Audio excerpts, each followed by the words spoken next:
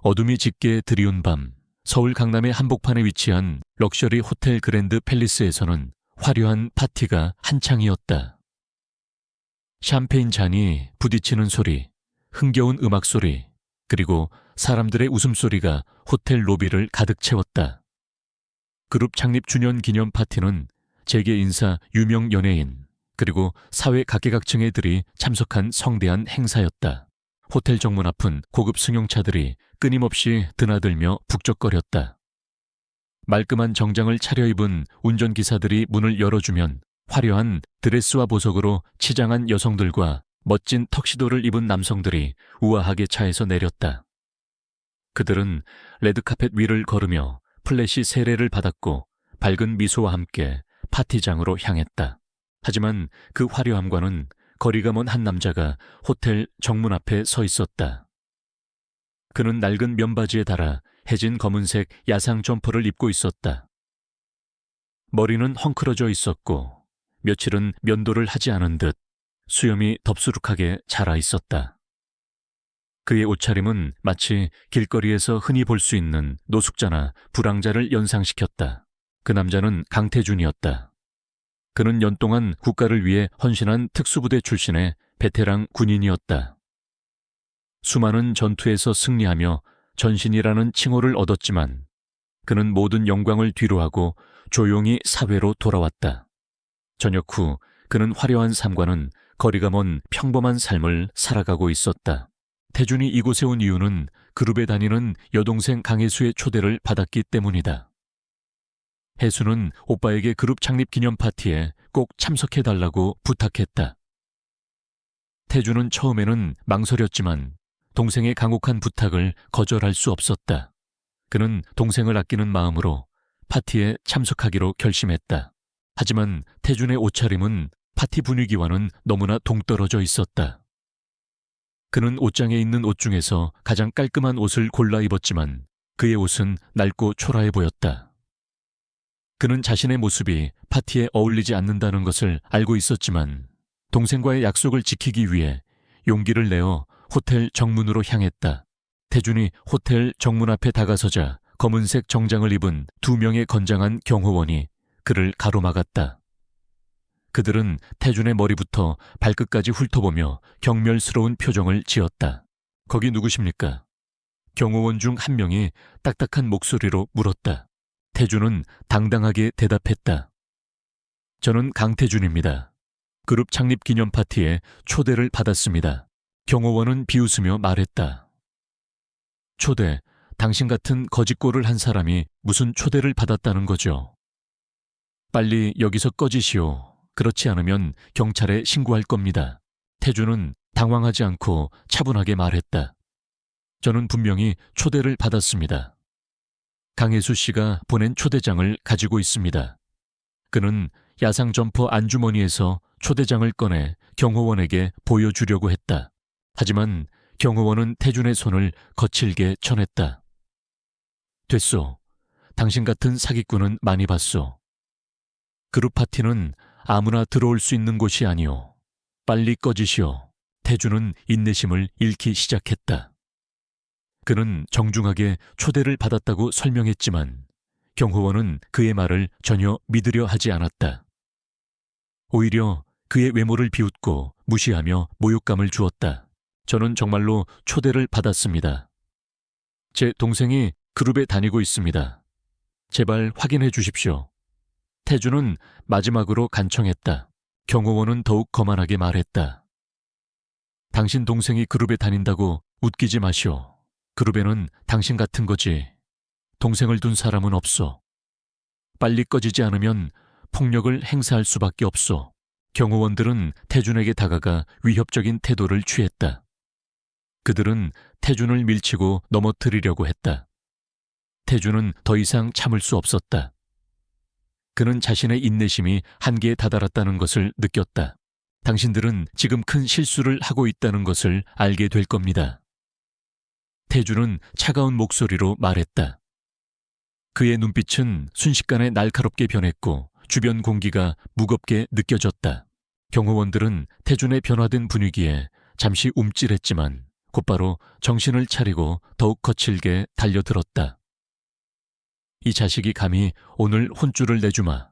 태주는 더 이상 망설이지 않았다.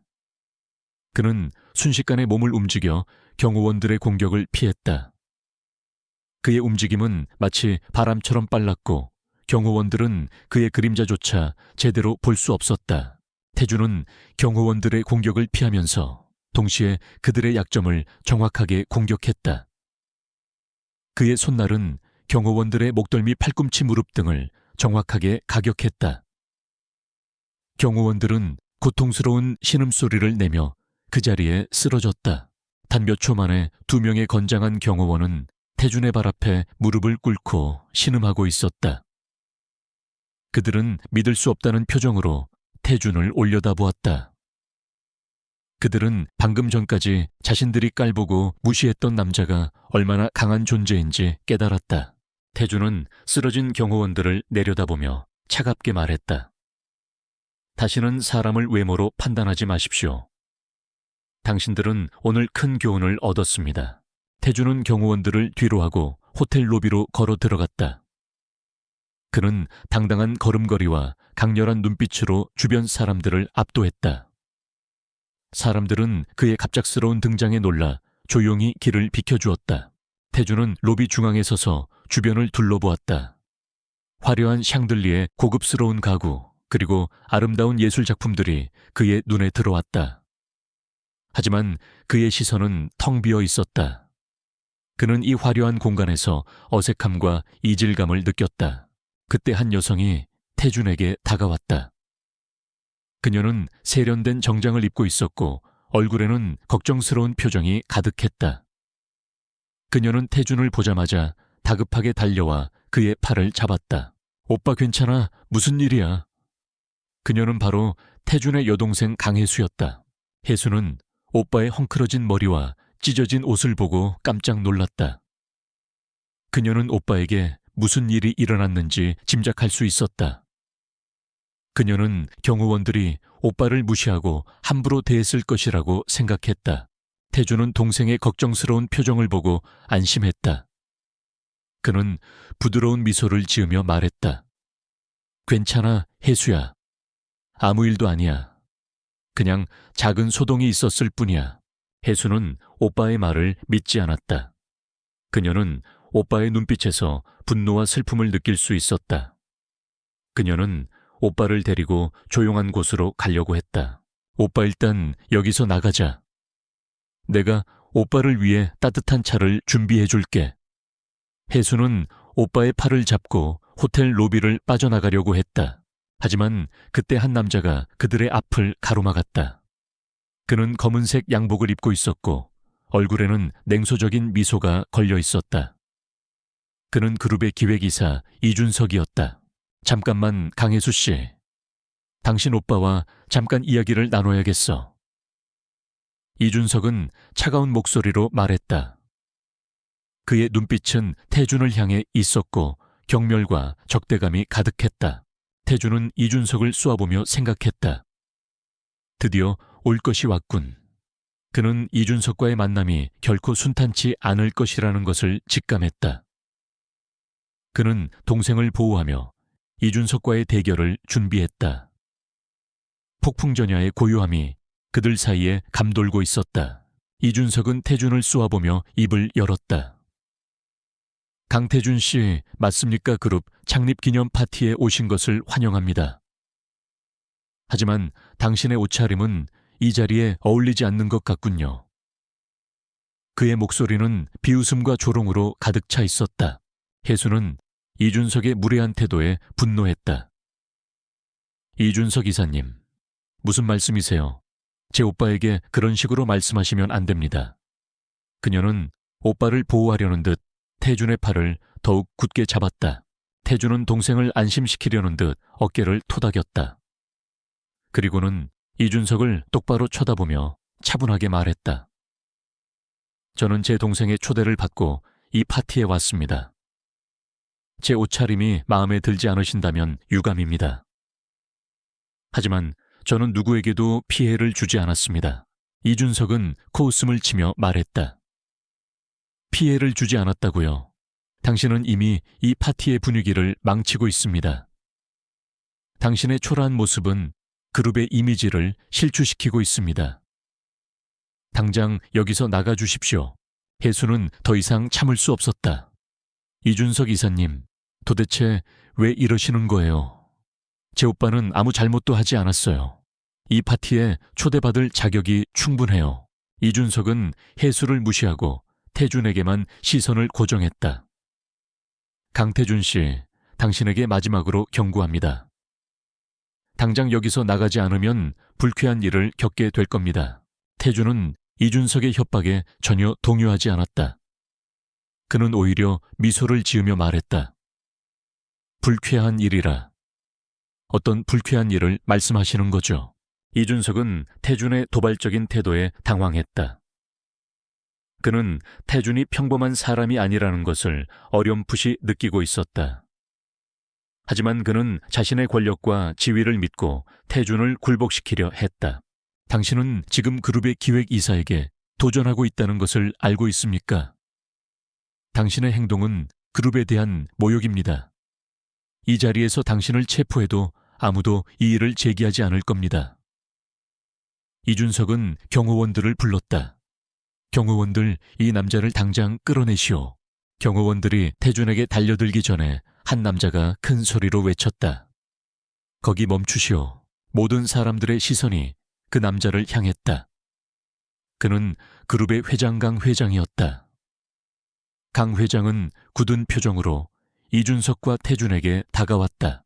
이준석 이사, 지금 무슨 짓을 하고 있는 건가? 강 회장의 목소리는 낮았지만 위험이 느껴졌다. 이준석은 당황하며 강 회장에게 해명했다. 회장님, 오해가 있습니다.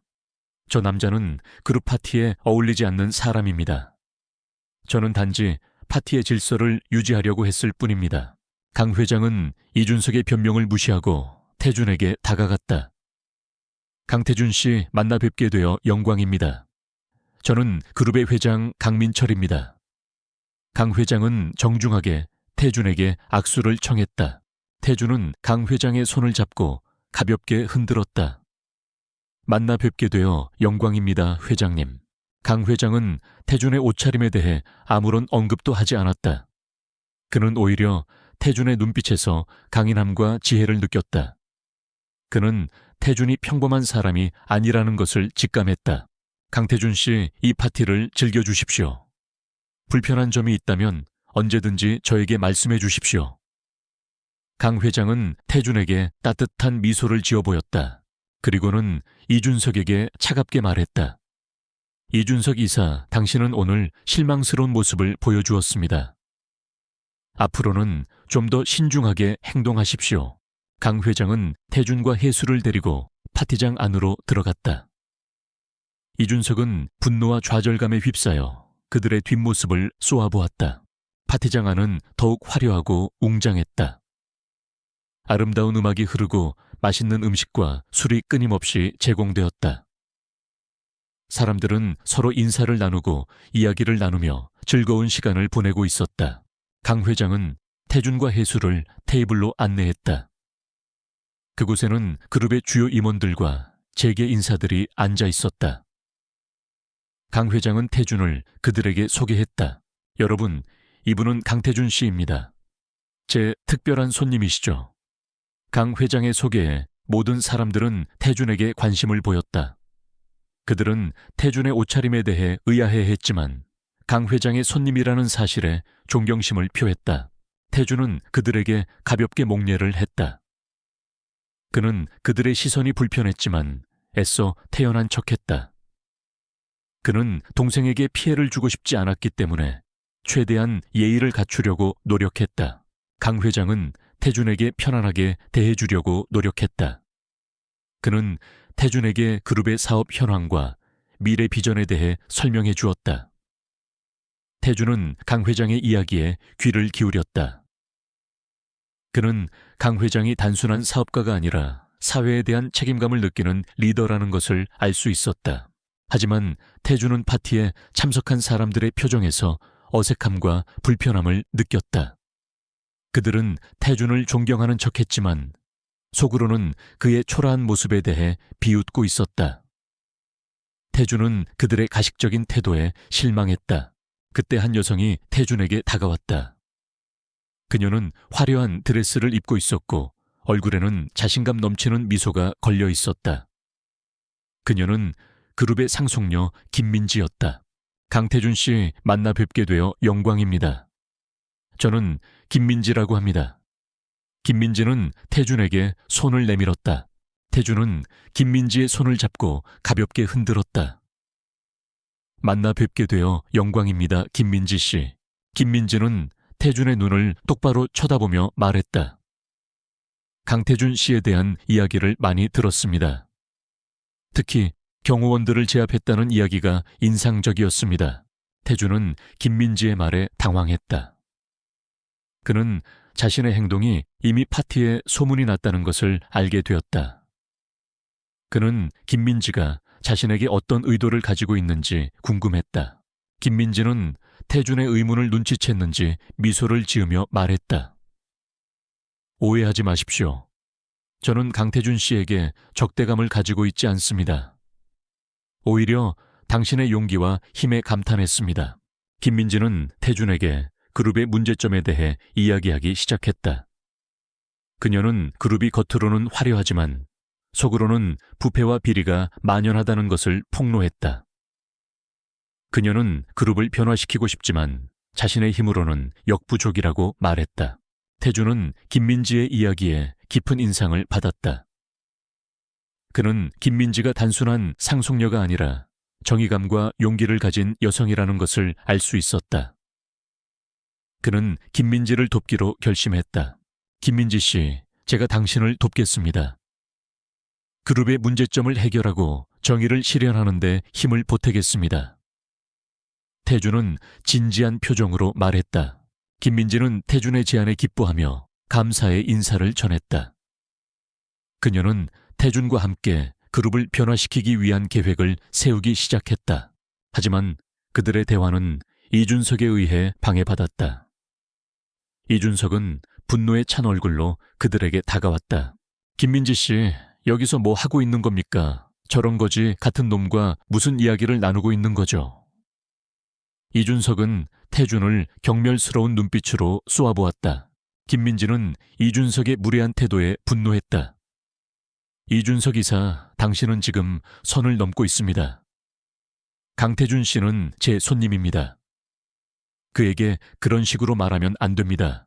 이준석은 김민지의 경고를 무시하고 태준에게 달려들었다. 이 자식감이 김민지 씨에게 접근해 오늘 너는 죽었다. 그는 주먹을 휘둘러 태준을 공격하려고 했다. 하지만 태준은 이준석의 공격을 가볍게 피했다.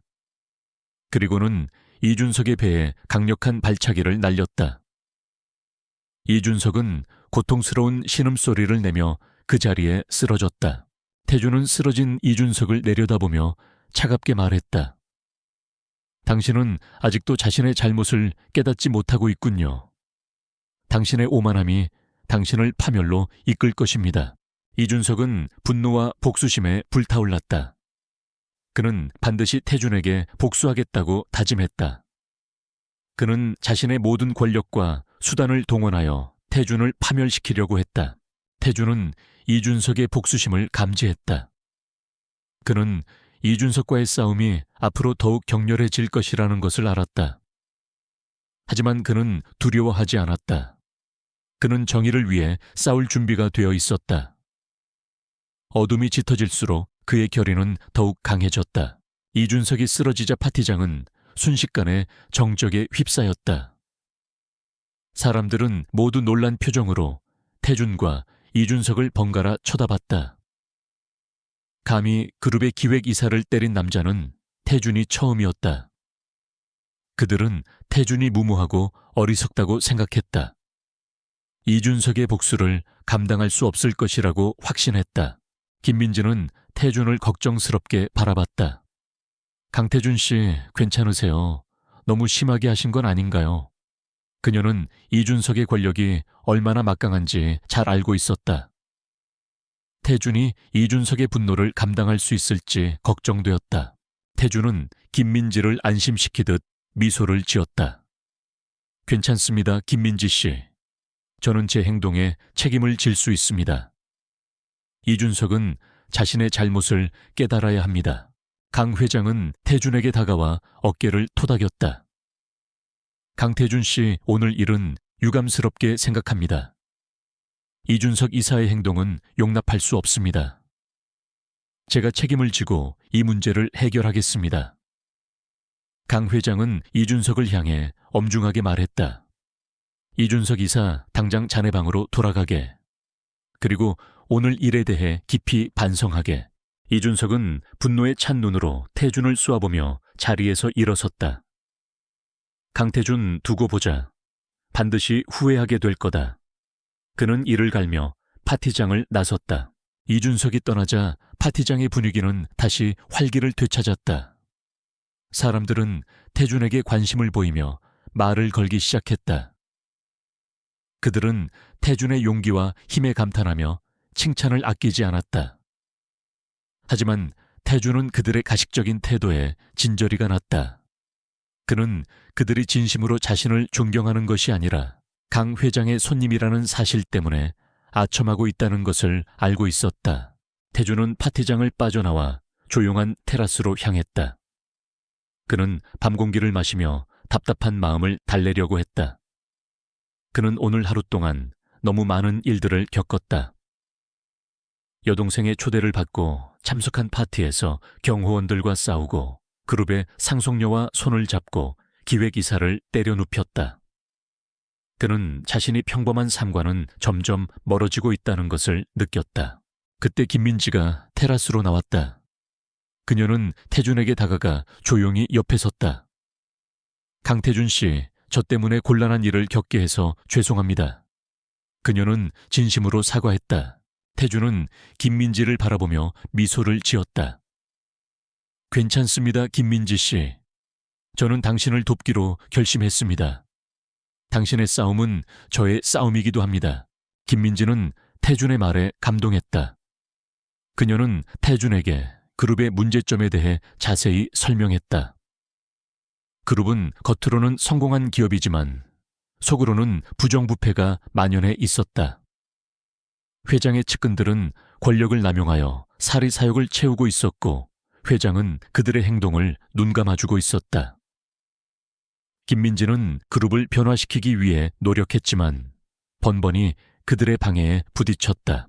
태준은 김민지의 이야기를 들으며 분노를 느꼈다. 그는 권력을 남용하여 죄 없는 사람들을 괴롭히는 자들을 용서할 수 없었다. 그는 김민지와 함께 그룹을 변화시키고 정의를 실현하기로 결심했다. 김민지 씨, 저는 당신을 돕겠습니다. 그룹의 문제점을 해결하고 정의를 실현하는 데 모든 힘을 쏟겠습니다. 태준은 결연한 표정으로 말했다. 김민지는 태준의 제안에 기뻐하며 감사의 인사를 전했다. 그녀는 태준과 함께 그룹을 변화시키기 위한 계획을 세우기 시작했다. 그들은 먼저 그룹의 부정부패 증거를 수집하기로 했다. 그리고 그 증거를 언론에 공개하여 그룹의 추악한 실체를 폭로하기로 했다. 하지만 그들의 계획은 순탄치 않았다.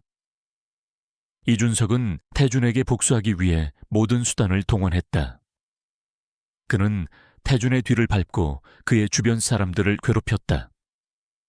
그는 태준을 그룹에서 쫓아내기 위해 음모를 꾸미고 있었다. 태준은 이준석의 방해에 굴하지 않고 자신의 계획을 추진했다. 그는 그룹 내부의 협력자들을 만나 부정부패 증거를 수집했다. 그는 이준석의 음모를 파악하고 그에 대한 대비책을 마련했다. 그러던 어느 날 태준은 김민지로부터 긴급한 연락을 받았다. 김민지는 이준석이 자신을 함정에 빠뜨리려고 한다는 정보를 입수했다. 이준석은 김민지를 납치하여 자신의 죄를 뒤집어 씌우려고 하고 있었다. 태준은 김민지를 구하기 위해 즉시 행동에 나섰다. 그는 자신의 정보망을 이용하여 이준석의 위치를 파악했다. 그리고 이준석이 김민지를 납치하기 전에 그를 막기로 결심했다. 태준은 밤늦게 김민지의 집으로 향했다. 그는 김민지의 집 주변에 숨어있는 이준석의 부하들을 발견했다. 그는 그들을 조용히 제압하고 김민지의 집으로 침투했다. 김민지의 집 안에는 이준석과 그의 부하들이 있었다. 그들은 김민지를 협박하여 그룹의 비리를 자신이 저지른 것처럼 자백하게 하려고 하고 있었다. 태주는 조용히 김민지의 방으로 들어갔다. 그는 이준석과 그의 부하들을 순식간에 제압했다. 그의 움직임은 마치 그림자처럼 빨랐고 그들은 태준의 공격에 제대로 대처하지 못했다. 이준석은 태준에게 붙잡히자 분노에 찬 얼굴로 소리쳤다. 강태준 내 놈은 끝났다. 내가 반드시 너를 파멸시키겠다. 태준은 이준석을 차갑게 내려다보며 말했다. 이준석, 당신의 시대는 끝났습니다. 당신의 죄는 반드시 밝혀질 것입니다. 태준은 이준석을 경찰에 넘겼다. 이준석은 납치, 협박, 횡령 등의 혐의로 체포되었다. 그의 범죄 행위는 언론에 공개되었고 그룹은 큰 타격을 입었다. 강 회장은 이준석의 범죄 행위에 대해 사과하며 그룹의 개혁을 약속했다. 그는 부정부패를 뿌리 뽑고 투명하고 공정한 기업 문화를 만들겠다고 다짐했다. 김민지는 태준의 도움으로 그룹을 변화시킬 수 있었다. 그녀는 그룹의 새로운 리더가 되어 기업의 혁신을 이끌었다. 그녀는 태준에게 감사의 마음을 전하며 그를 평생의 은인으로 생각했다. 태준은 그룹의 문제점을 해결하고 정의를 실현하는 데 성공했다. 그는 자신의 용기와 힘으로 사회에 긍정적인 영향을 미칠 수 있다는 것을 증명했다. 하지만 그는 여전히 평범한 삶을 갈망했다.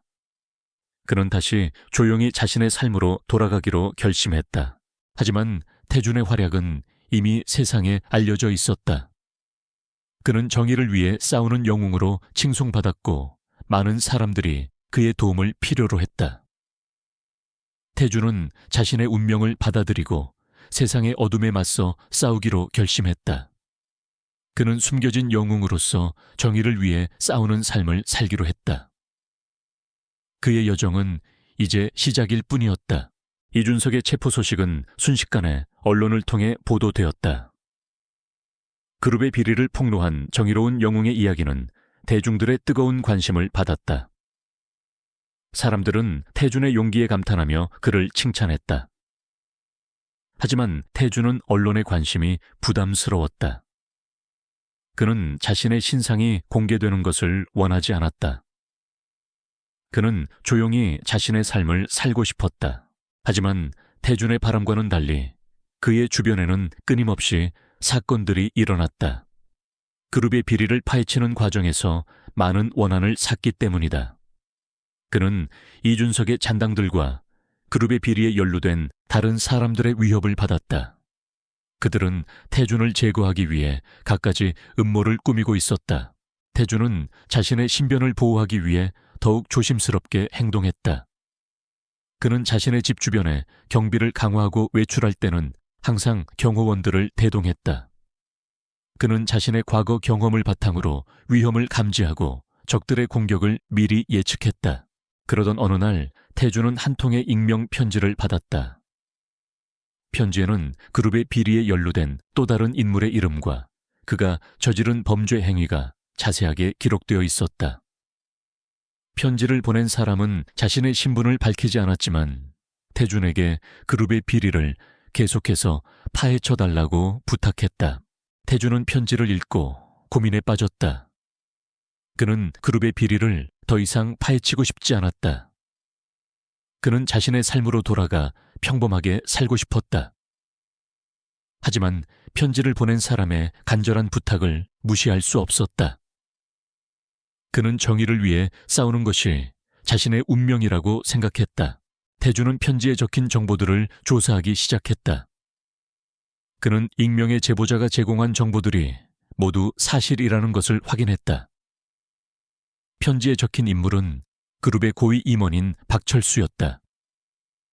그는 이준석과 함께 그룹의 비리를 주도한 핵심 인물 중 한 명이었다. 박철수는 그룹의 자금을 횡령하여 자신의 개인적인 이익을 챙기고 있었다. 그는 또한 경쟁업체를 협박하고 불법적인 방법으로 사업을 확장하고 있었다. 그는 자신의 권력을 이용하여 죄 없는 사람들을 괴롭히고 있었다. 태주는 박철수의 범죄 행위에 분노했다. 그는 박철수를 법의 심판대에 세우기로 결심했다. 그는 박철수의 비리 증거를 수집하기 시작했다. 그는 자신의 정보망을 이용하여 박철수의 자금 흐름을 추적하고 그의 범죄 행위를 목격한 사람들을 찾아냈다. 태주는 박철수의 비리 증거를 수집하는 과정에서 많은 어려움을 겪었다. 박철수는 자신의 권력을 이용하여 태준의 조사를 방해했다. 그는 태준의 주변 사람들을 협박하고 태준에게 누명을 씌우려고 했다. 하지만 태준은 박철수의 방해에 굴하지 않았다. 그는 자신의 지혜와 용기를 이용하여 박철수의 음모를 파헤치고 그의 범죄 행위를 밝혀냈다. 그는 박철수의 비리 증거를 경찰에 넘겼다. 경찰은 태준이 제공한 증거를 바탕으로 박철수를 체포했다. 박철수는 횡령, 배임, 협박 등의 혐의로 기소되었다. 그의 범죄 행위는 언론에 공개되었고 그룹은 또다시 큰 타격을 입었다. 강 회장은 박철수의 범죄 행위에 대해 사과하며 그룹의 개혁을 더욱 강화하겠다고 약속했다. 그는 그룹의 모든 임원들을 대상으로 감사를 실시하고 비리에 연루된 사람들을 처벌했다. 그는 그룹을 투명하고 공정한 기업으로 만들기 위해 최선을 다했다. 김민진은 태준의 도움으로 그룹을 완전히 변화시킬 수 있었다. 그녀는 그룹의 새로운 리더가 되어 기업의 혁신을 이끌었다. 그녀는 태준에게 감사의 마음을 전하며 그를 평생의 동반자로 생각했다. 태준은 그룹의 비리를 완전히 뿌리 뽑고 정의를 실현하는 데 성공했다. 그는 자신의 용기와 힘으로 사회에 긍정적인 영향을 미칠 수 있다는 것을 다시 한번 증명했다. 하지만 그는 여전히 평범한 삶을 갈망했다. 그는 다시 조용히 자신의 삶으로 돌아가기로 결심했다. 하지만 태준의 활약은 이미 세상에 널리 알려져 있었다. 그는 정의를 위해 싸우는 영웅으로 칭송받았고 많은 사람들이 그의 도움을 필요로 했다. 그는 자신의 운명을 받아들이고 세상의 어둠에 맞서 싸우기로 결심했다. 그는 숨겨진 영웅으로서 정의를 위해 싸우는 삶을 살기로 했다. 그의 여정은 이제 시작일 뿐이었다. 그는 앞으로도 많은 어려움을 겪겠지만 그의 용기와 지혜는 그를 승리로 이끌 것이다. 어느 날 태준은 한 통의 전화를 받았다. 전화는 낯선 남자로부터 걸려왔다. 남자는 자신의 신분을 밝히지 않았지만 태준에게 긴급한 도움을 요청했다. 남자는 자신이 거대 범죄 조직에 납치되었으며 생명이 위태롭다고 말했다. 태준은 남자의 절박한 목소리를 듣고 그를 돕기로 결심했다. 그는 즉시 자신의 정보망을 이용하여 남자의 위치를 파악했다. 그리고 남자를 구출하기 위해 위험한 임무에 뛰어들었다. 그는 거대 범죄 조직의 은신처에 침투하여 남자를 구출하고 범죄 조직을 소탕했다. 태준의 활약은 계속되었다. 그는 납치살인, 마약 밀매 등 다양한 범죄 사건들을 해결하고 사회의 정의를 실현했다. 그는 자신의 용기와 힘으로 많은 사람들을 구원하고 그들에게 희망을 선사했다. 태준은 자신의 삶을 통해 정의는 반드시 승리한다는 것을 증명했다.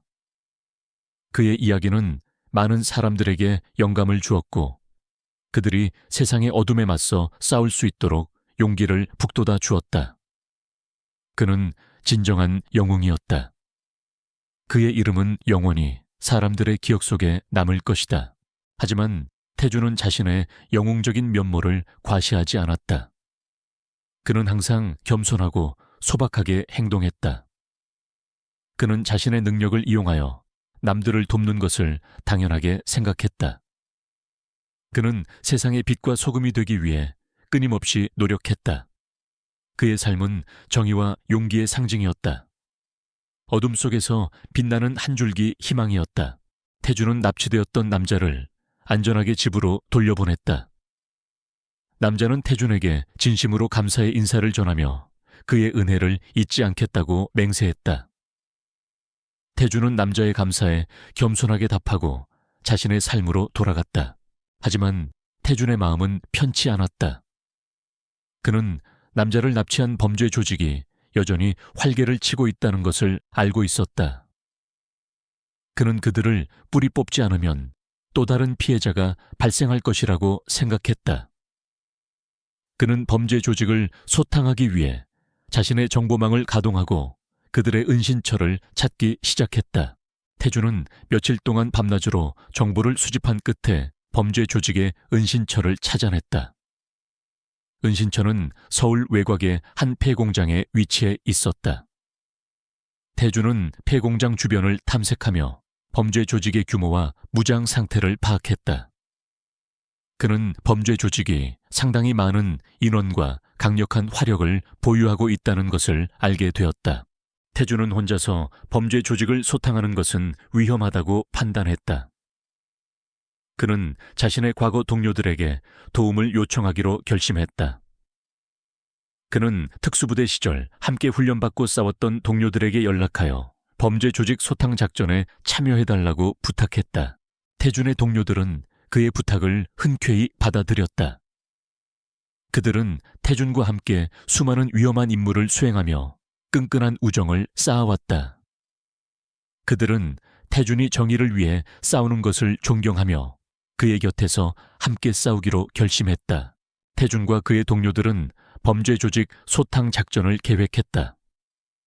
그들은 폐공장의 구조를 파악하고 범죄 조직의 경비 체계를 분석했다. 그들은 완벽한 작전 계획을 세우기 위해 밤샘 회의를 거듭했다. 드디어 작전 당일이 밝았다. 태준과 그의 동료들은 검은색 전투복을 입고 완전 무장을 한 채 폐공장으로 향했다. 그들의 얼굴에는 결연한 의지가 빛나고 있었다. 그들은 정의를 실현하고 범죄 조직을 소탕하기 위해 모든 것을 걸기로 결심했다. 태준과 그의 동료들은 폐공장 주변에 은밀하게 접근했다. 그들은 폐공장의 경비병들을 조용히 제압하고 폐공장 안으로 침투했다. 폐공장 안은 어둠과 침묵에 휩싸여 있었다. 하지만 태준과 그의 동료들은 긴장을 늦추지 않았다. 그들은 언제 어디서 적들이 나타날지 모른다는 것을 알고 있었다. 태준과 그의 동료들은 폐공장 안을 조심스럽게 탐색했다. 그들은 폐공장의 구석구석을 샅샅이 뒤지며 범죄 조직의 흔적을 찾았다. 그러던 중 그들은 폐공장 지하에 숨겨진 비밀 통로를 발견했다. 태준은 비밀 통로를 따라 지하로 내려갔다. 지하는 어둡고 습했으며 퀴퀴한 냄새가 코를 찔렀다. 태준은 지하 깊숙한 곳에서 많은 사람들의 목소리를 들었다. 그는 범죄 조직의 은신처가 지하에 있다는 것을 확신했다. 태준은 동료들에게 신호를 보내고 지하로 진입했다. 그들은 조용히 문을 열고 지하 은신처 안으로 들어갔다. 은신처 안에는 수십 명의 범죄 조직원들이 모여 있었다. 그들은 술을 마시고 도박을 하며 흥청망청 시간을 보내고 있었다.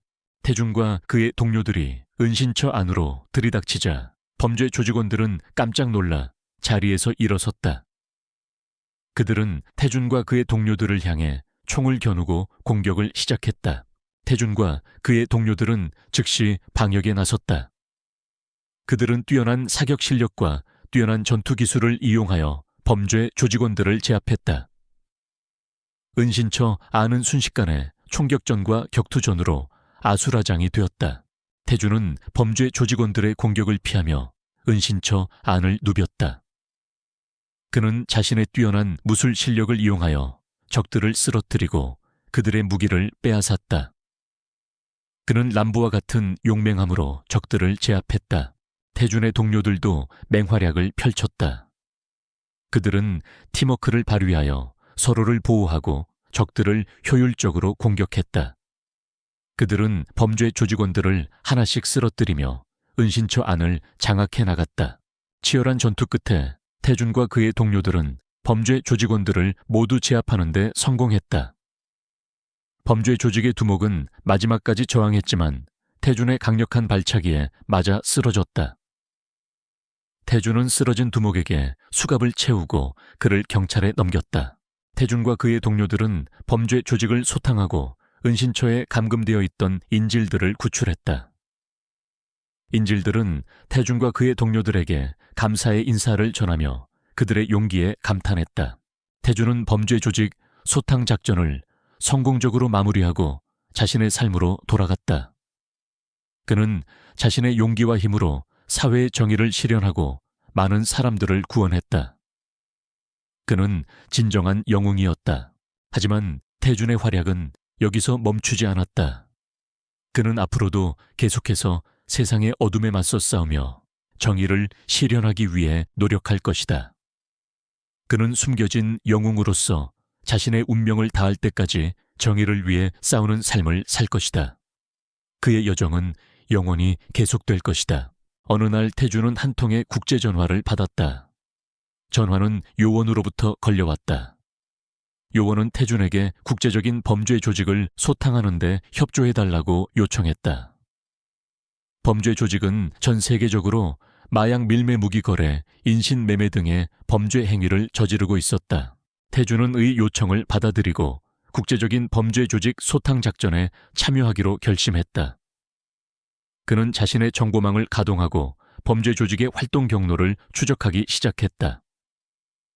그는 범죄 조직이 동남아시아를 거점으로 활동하고 있다는 것을 알아냈다. 태준은 동남아시아로 향했다. 그는 현지의 요원들과 협력하여 범죄 조직의 은신처를 찾고 그들의 범죄 행위를 감시했다. 그는 범죄 조직의 두목을 체포하기 위한 완벽한 계획을 세웠다. 드디어 작전 당일이 밝았다. 태준은 현지의 요원들과 함께 범죄 조직의 은신처를 급습했다. 그들은 범죄 조직원들을 모두 체포하고 은신처에 숨겨져 있던 마약 무기 인신매매 피해자들을 구출했다. 태준은 범죄 조직의 두목을 직접 체포했다. 두목은 마지막까지 저항했지만 태준의 강력한 힘에 굴복하고 말았다. 태준은 두목을 내넘기고 그의 범죄 행위에 대한 책임을 묻게 했다. 태준은 국제적인 범죄 조직을 소탕하는 데 성공하고 전 세계의 정의를 실현하는 데 기여했다. 그는 로부터 감사의 표창을 받고 전 세계의 영웅으로 칭송받았다. 국제적인 범죄 조직 소탕 작전을 성공적으로 마친 태준은 다시 한국으로 돌아왔다. 그는 의 감사 표창을 받았지만 그의 마음은 여전히 무거웠다. 그는 세상에는 여전히 많은 악이 존재하며 정의를 실현하기 위해서는 끊임없이 싸워야 한다는 것을 깨달았다. 태준은 한국에 돌아온 후에도 계속해서 정의를 위해 싸웠다. 그는 자신의 정보망을 이용하여 국내의 범죄 조직을 소탕하고 사회의 약자들을 보호했다. 그는 납치된 아이들을 구출하고 억울하게 누명을 쓴 사람들의 결백을 증명했다. 그는 자신의 용기와 힘으로 많은 사람들에게 희망을 선사했다. 그러던 어느 날 태준은 예상치 못한 연락을 받았다. 연락은 과거 특수부대 시절 그의 상관이었던 박중령으로부터 걸려왔다. 박중령은 태준에게 국가안보에 관련된 매우 중요한 임무를 수행해달라고 부탁했다. 박중령의 말에 따르면 최근 북한의 간첩들이 한국에 침투하여 국가 기밀을 빼돌리려고 한다는 정보가 입수되었다. 간첩들은 첨단 기술을 이용하여 한국의 통신망을 해킹하고 정부기관의 데이터베이스에 침투하고 있었다. 그들은 한국의 안보를 위협하는 심각한 존재였다. 박중령은 태준에게 간첩들을 찾아내고 그들의 계획을 저지해달라고 부탁했다. 그는 태준이 특수부대 시절 뛰어난 능력과 용기를 보여주었으며 국가 안보에 대한 충성심이 강하다는 것을 알고 있었다. 그는 태준만이 이 임무를 성공적으로 수행할 수 있다고 믿었다. 태준은 박중령의 부탁을 듣고 고민에 빠졌다. 그는 국가를 위해 헌신하는 것은 당연한 일이지만 간첩 소탕 작전은 매우 위험한 임무였다. 그는 자신의 목숨을 걸어야 할 수도 있었다. 하지만 그는 국가의 안보를 위협하는 간첩들을 용서할 수 없었다. 그는 박중령의 부탁을 받아들이고 간첩 소탕 작전에 참여하기로 결심했다. 태준은 즉시 간첩 소탕 작전에 착수했다. 그는 자신의 정보망을 가동하고 간첩들의 활동 경로를 추적하기 시작했다. 그는 간첩들이 첨단 기술을 이용하여 한국의 통신망을 해킹하고 있다는 것을 알아냈다. 그는 간첩들의 해킹 기술을 분석하고 그들의 공격을 막기 위한 방어 시스템을 구축했다. 태준은 또한 간첩들의 은신처를 찾기 위해 노력했다. 그는 간첩들이 한국에 침투하기 전에 사용했던 위장 신분을 파악하고 그들의 이동 경로를 추적했다. 그는 며칠 동안 밤샘 조사를 거듭한 끝에 간첩들의 은신처를 찾아냈다. 간첩들의 은신처는 서울 강남의 한 오피스텔에 위치해 있었다. 태준은 오피스텔 주변을 탐색하며 간첩들의 규모와 무장 상태를 파악했다. 그는 간첩들이 상당히 많은 인원과 첨단 장비를 보유하고 있다는 것을 알게 되었다.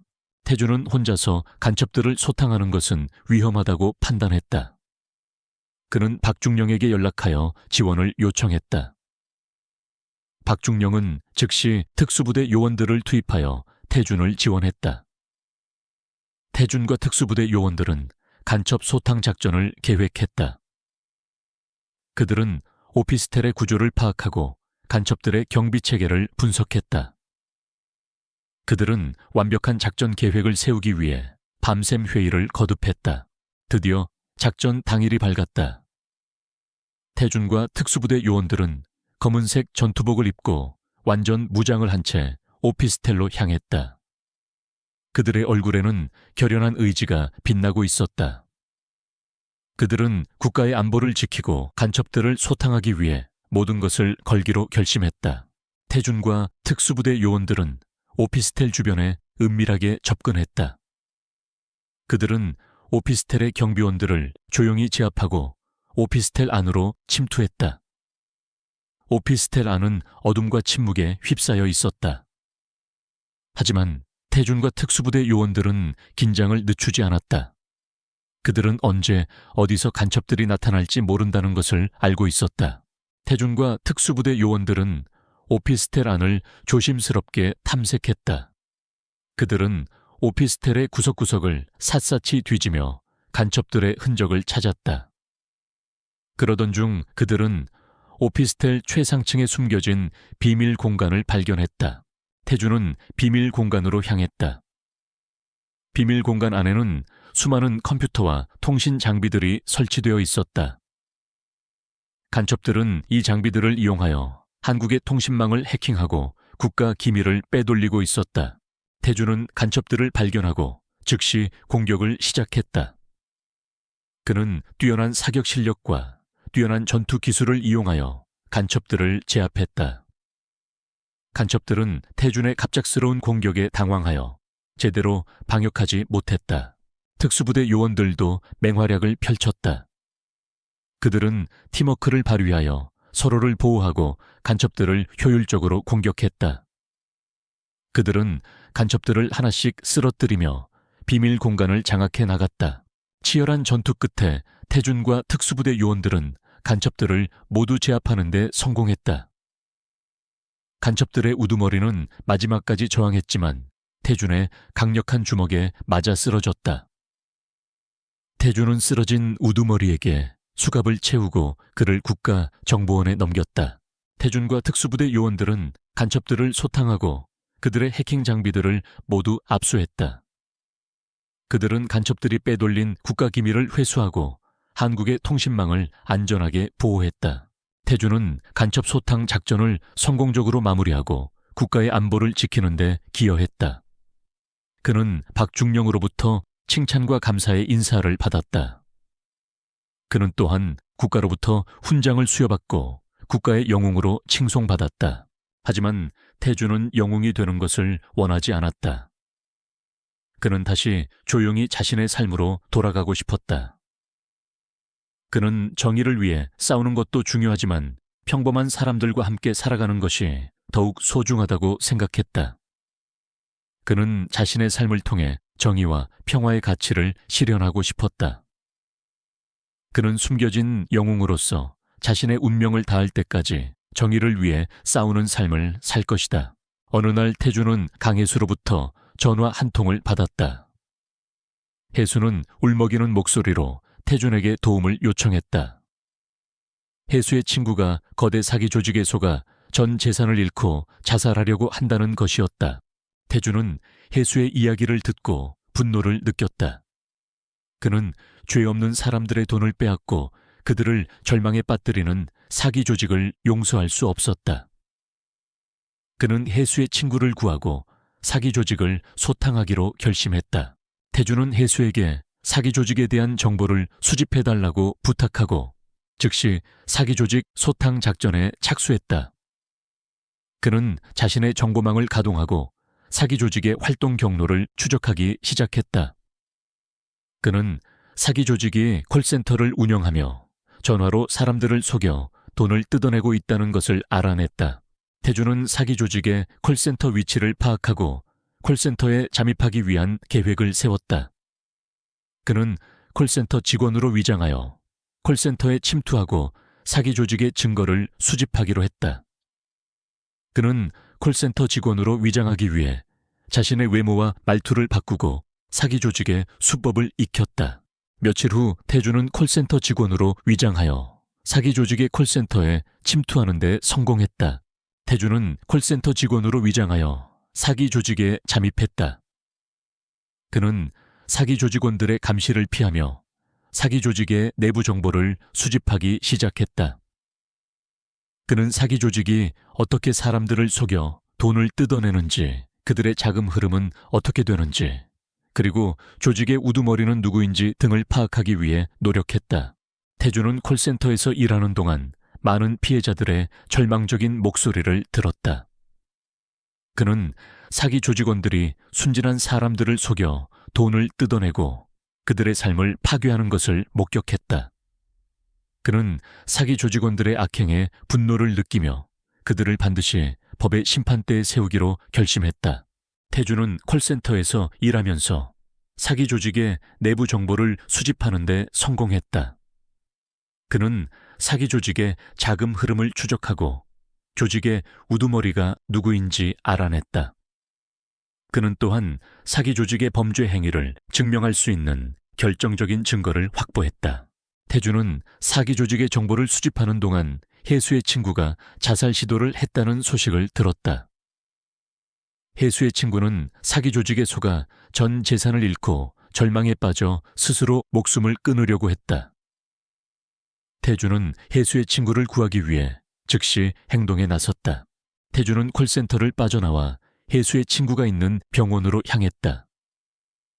그는 병원에서 혜수의 친구를 만나 위로하고 격려했다.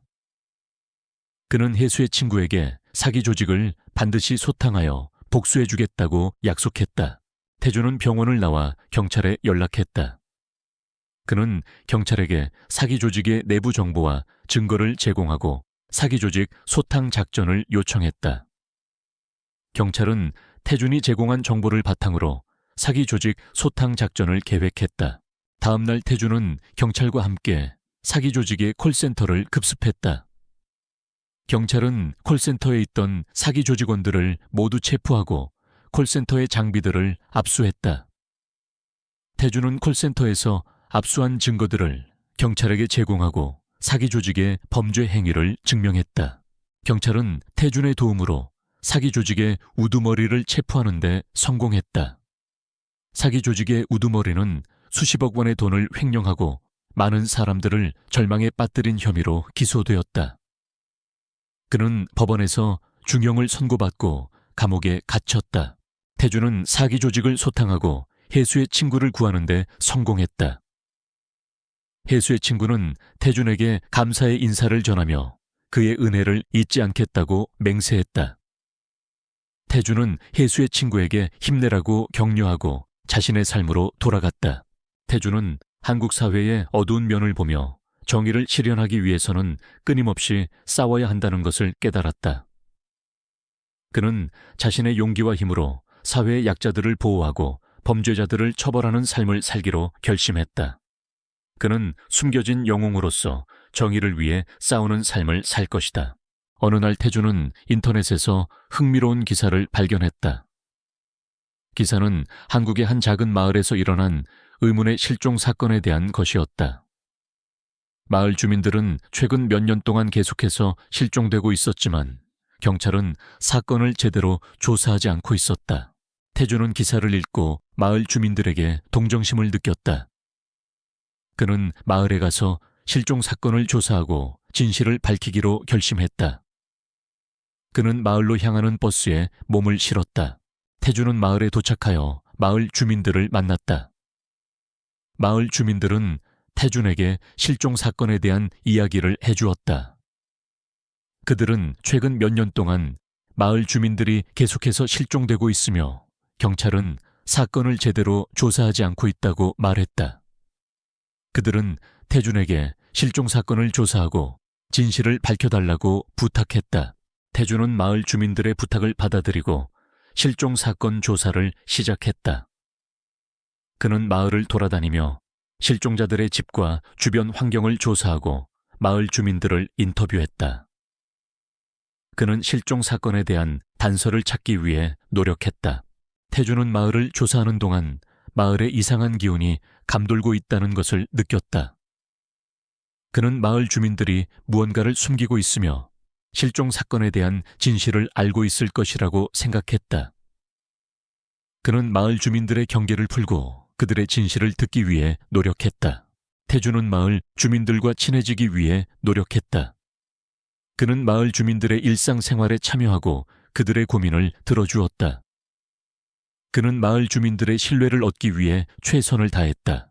시간이 흐르면서 마을 주민들은 태준에게 마음을 열기 시작했다. 그들은 태준에게 실종 사건에 대한 진실을 이야기해 주었다. 그들의 이야기는 충격적이었다.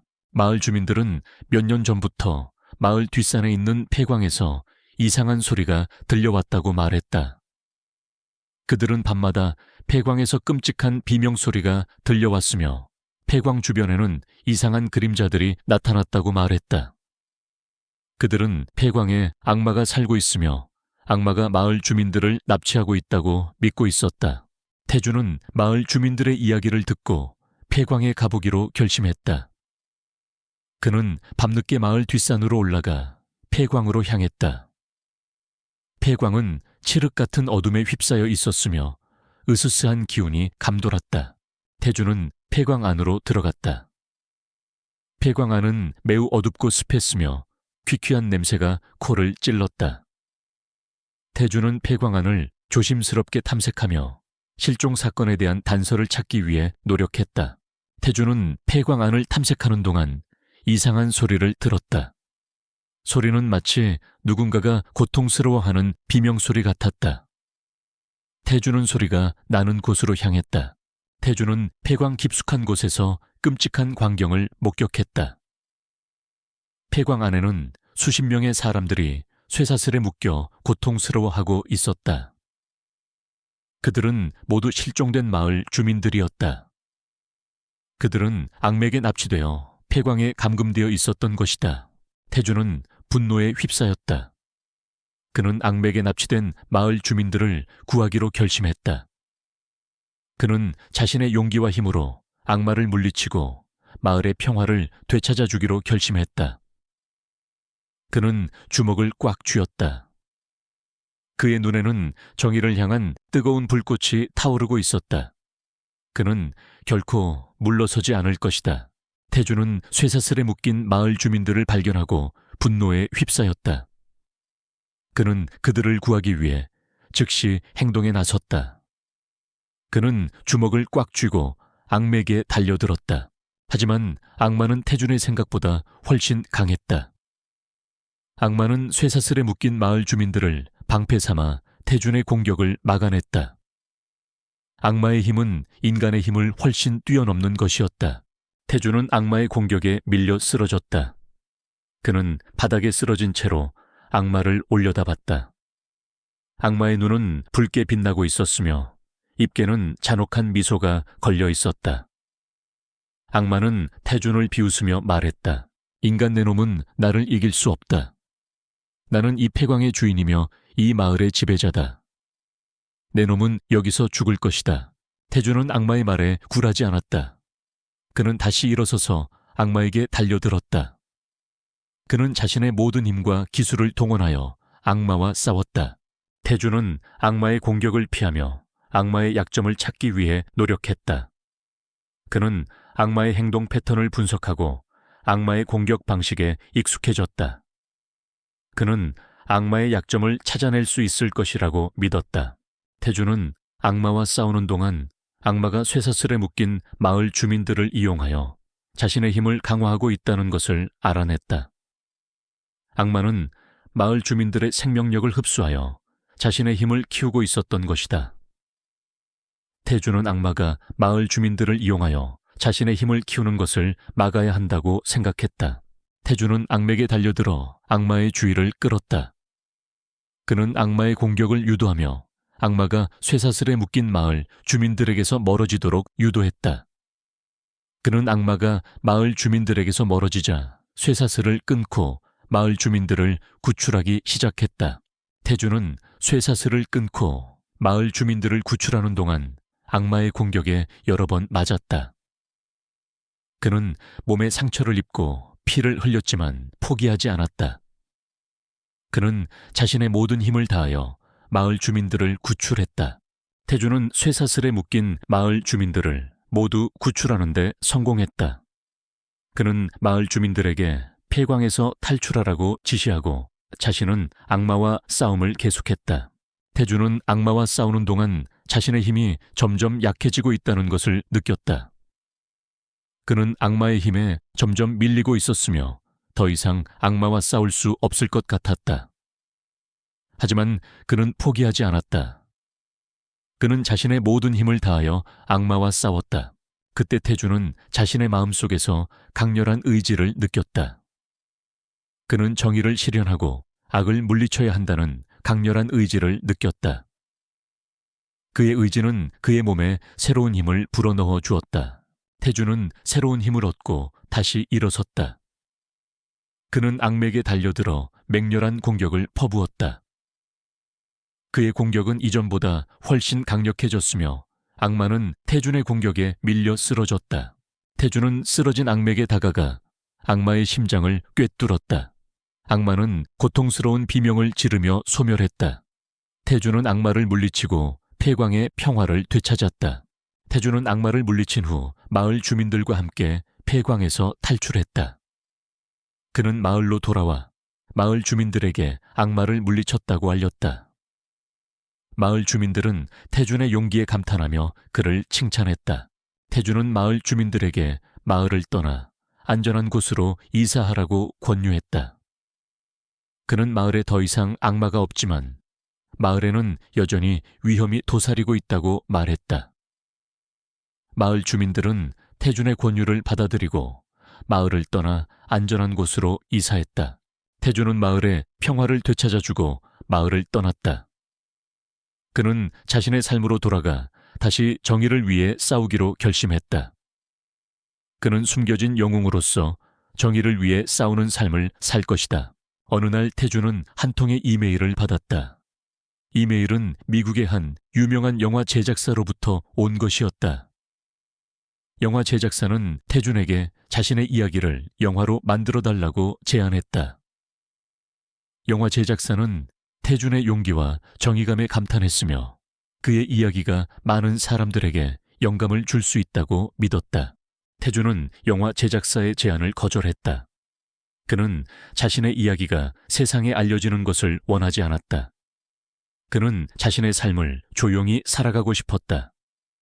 하지만 영화 제작사는 태준을 설득하기 위해 끊임없이 노력했다. 영화 제작사는 태준에게 거액의 계약금을 제시하고 영화 제작에 대한 모든 권한을 태준에게 주겠다고 약속했다. 영화 제작사는 태준의 이야기를 최대한 존중하고 그의 의도대로 영화를 만들겠다고 약속했다. 태준은 영화 제작사의 제안을 고민했다.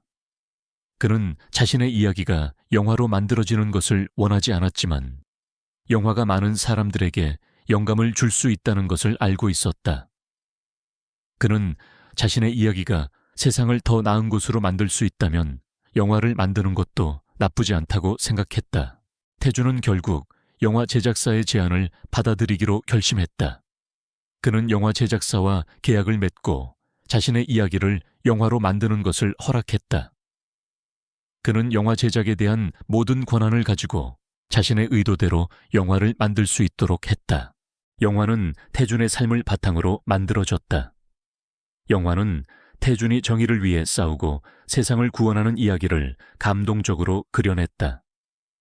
영화는 개봉하자마자 전 세계적으로 엄청난 인기를 얻었다. 영화는 수많은 상을 수상하고 영화사에 길이 남을 명작으로 평가받았다. 태준은 자신의 이야기가 영화로 만들어진 것을 보고 감동했다.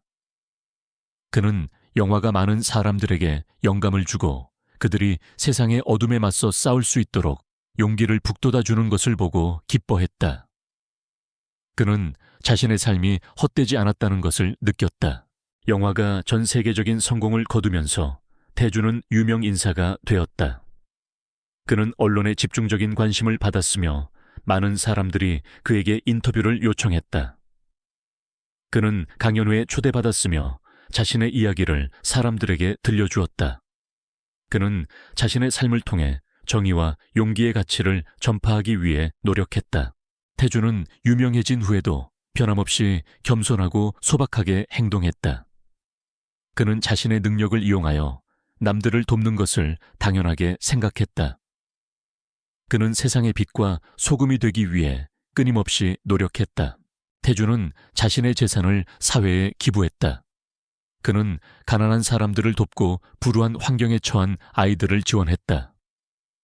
그는 교육기관과 의료시설에 기부하고 사회복지 사업을 지원했다. 그는 자신의 재산을 이용하여 세상을 더 나은 곳으로 만들기 위해 노력했다. 태준은 자신의 경험을 바탕으로 책을 집필했다. 책은 그의 삶과 철학을 담고 있었으며 많은 사람들에게 감동과 영감을 주었다. 책은 베스트셀러가 되었으며 수많은 언어로 번역되어 전 세계에 판매되었다. 태준은 책에 인쇄 수입을 사회에 기부했다. 그는 자신의 재능을 이용하여 세상을 더 나은 곳으로 만들기 위해 노력했다. 그는 진정한 영웅이었다. 태준은 시간이 날 때마다 봉사활동에 참여했다. 그는 고원과 양로원을 방문하여 아이들과 노인들을 위로하고 격려했다. 그는 장애인 복지관에서 봉사하고 장애인들의 삶을 지원했다. 그는 자신의 시간을 이용하여 사회에 봉사했다. 태준은 정치에 참여하지 않았다. 그는 정치인들이 권력을 이용하여 사리사욕을 채우는 것을 혐오했다. 그는 자신의 힘으로 세상을 바꿀 수 있다고 믿었다. 그는 자신의 능력을 이용하여 사회에 봉사하고 정의를 실현하는 삶을 살기로 결심했다. 태준은 은퇴 후에도 계속해서 정의를 위해 싸웠다. 그는 노년에도 변함없이 용감하고 정의로웠다. 그는 자신의 삶을 통해 정의는 반드시 승리한다는 것을 증명했다. 태준은 늙고 병들어 죽음을 맞이하게 되었다. 그는 죽음을 앞두고 자신의 삶을 되돌아봤다. 그는 자신의 삶이 헛되지 않았다는 것을 깨달았다. 그는 자신의 용기와 힘으로 세상을 더 나은 곳으로 만들었다. 그는 많은 사람들에게 희망을 선사하고 그들이 세상의 어둠에 맞서 싸울 수 있도록 용기를 북돋아 주었다.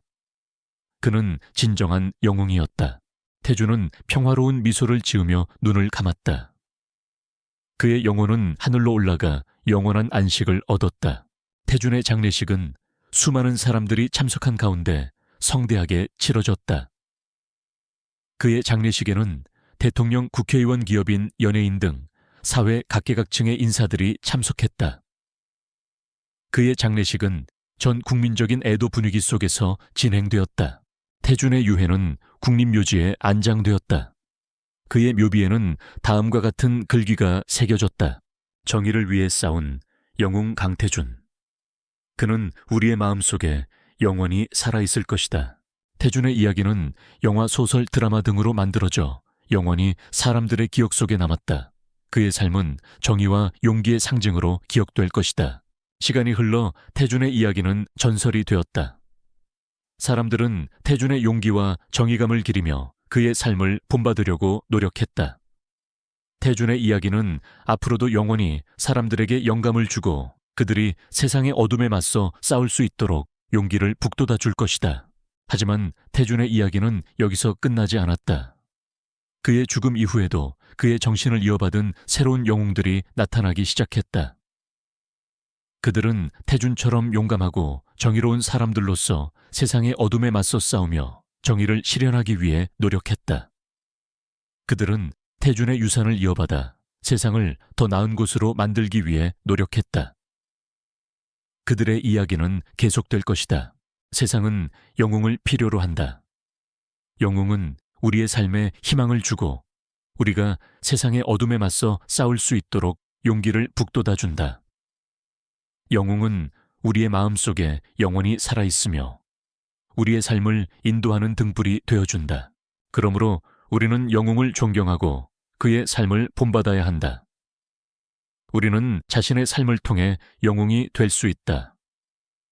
우리는 자신의 용기와 힘으로 세상을 더 나은 곳으로 만들 수 있다.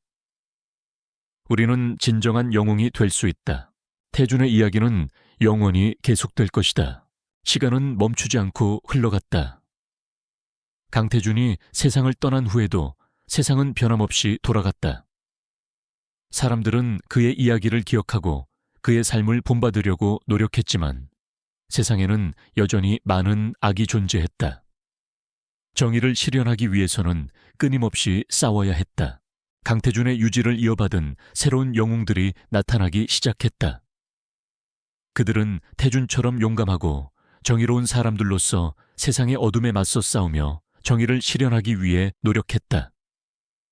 그들은 태준의 유산을 이어받아 세상을 더 나은 곳으로 만들기 위해 노력했다.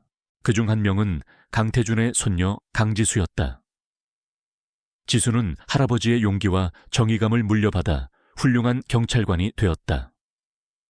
그녀는 범죄자들을 체포하고 사회의 약자들을 보호하며 정의를 실현하기 위해 노력했다. 지수는 어린 시절부터 할아버지의 이야기를 들으며 자랐다. 그녀는 할아버지가 정의를 위해 싸우고 많은 사람들을 구원한 영웅이라는 것을 알고 있었다. 그녀는 할아버지를 존경하며 그의 삶을 본받기로 결심했다. 지수는 경찰대학을 졸업하고 경찰관이 되었다. 그녀는 뛰어난 수사 능력과 강인한 정신력을 바탕으로 수많은 범죄 사건들을 해결했다. 그녀는 마약 밀매 조직을 소탕하고 살인사건의 진범을 찾아냈다. 그녀는 자신의 용기와 지혜로 사회의 정의를 실현했다. 지수는 경찰서 내에서 인정받는 에이스 형사가 되었다. 그녀는 동료 경찰관들의 존경을 받았으며 상사로부터 신임을 얻었다. 그녀는 승진을 거듭하여 경찰서장이 되었다. 지수는 경찰서장이 된 후에도 변함없이 겸손하고 소박하게 행동했다. 그녀는 자신의 능력을 이용하여 남들을 돕는 것을 당연하게 생각했다. 그녀는 경찰서 직원들을 격려하고 그들의 어려움을 해결해 주었다. 그녀는 경찰서를 정의롭고 따뜻한 공간으로 만들기 위해 노력했다. 지수는 경찰서장으로서 범죄 예방 활동에 적극적으로 참여했다. 그녀는 학교와 마을을 방문하여 학생들과 주민들에게 범죄 예방 교육을 실시했다. 그녀는 범죄 예방 캠페인을 개최하고 범죄 없는 안전한 사회를 만들기 위해 노력했다. 지수는 사회봉사 활동에도 적극적으로 참여했다. 그녀는 과원과 양로원을 방문하여 아이들과 노인들을 위로하고 격려했다. 그녀는 장애인 복지관에서 봉사하고 장애인들의 삶을 지원했다. 그녀는 자신의 시간을 이용하여 사회에 봉사했다. 지수는 자신의 삶을 통해 정의와 용기의 가치를 전파하기 위해 노력했다. 그녀는 강연회에 초대받아 자신의 이야기를 사람들에게 들려주었다. 그녀는 자신의 경험을 바탕으로 책을 집필하고 책의 인쇄 수입을 사회에 기부했다. 그녀는 자신의 재능을 이용하여 세상을 더 나은 곳으로 만들기 위해 노력했다. 지수는 결혼하여 가정을 꾸렸다. 그녀는 남편과 함께 행복한 가정을 이루고 아이들을 훌륭하게 키워냈다.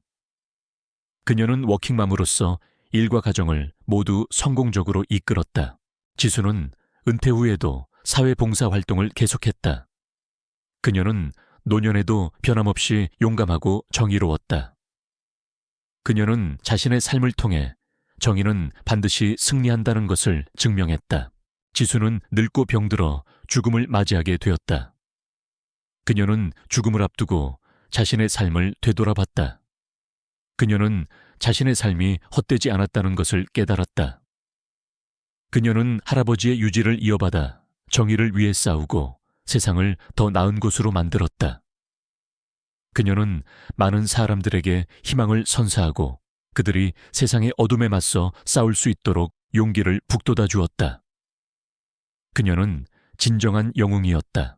지수는 평화로운 미소를 지으며 눈을 감았다. 그녀의 영혼은 하늘로 올라가 영원한 안식을 얻었다. 지수의 장례식은 수많은 사람들이 참석한 가운데 성대하게 치러졌다. 그녀의 장례식에는 대통령, 국회의원, 기업인, 연예인 등 사회 각계각층의 인사들이 참석했다. 그녀의 장례식은 전 국민적인 애도 분위기 속에서 진행되었다.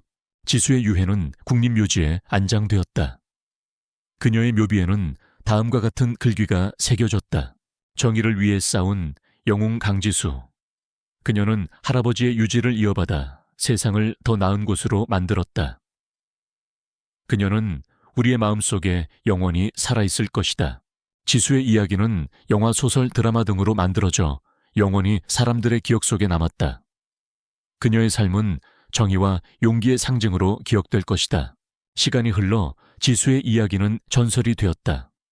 사람들은 지수의 용기와 정의감을 기리며 그녀의 삶을 본받으려고 노력했다. 지수의 이야기는 앞으로도 영원히 사람들에게 영감을 주고 그들이 세상의 어둠에 맞서 싸울 수 있도록 용기를 북돋아 줄 것이다. 그리고 또 다른 영웅이 나타날 것이다. 정의를 위해 싸우고 세상을 더 나은 곳으로 만들기 위해 노력하는 영웅이, 그 영웅의 이야기는 또 다른 사람들에게 영감을 주고 세상을 더 나은 곳으로 만들 것이다. 세상의 어둠이 사라지지 않는 한 영웅의 이야기는 영원히 계속될 것이다.